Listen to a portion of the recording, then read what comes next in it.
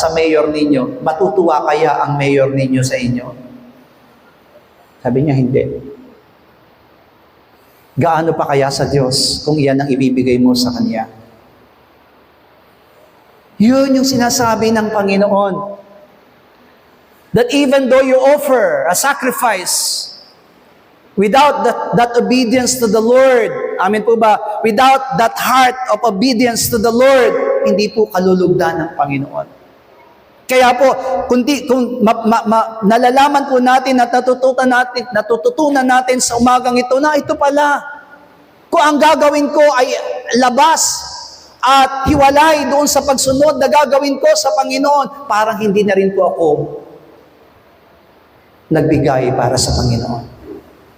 Remember, the God whom we serve, sa totoo lang, hindi niya naman talaga kailangan ng mga sacrifices in the Old Testament.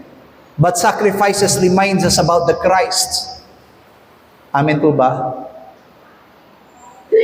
Buti na lang, hindi tayo binigyan ng Diyos na isang sacrifice na pilay. Amen po ba? Sapagkat alam natin na hindi tatanggapin, but He gave us a perfect sacrifice, which is the body of Christ.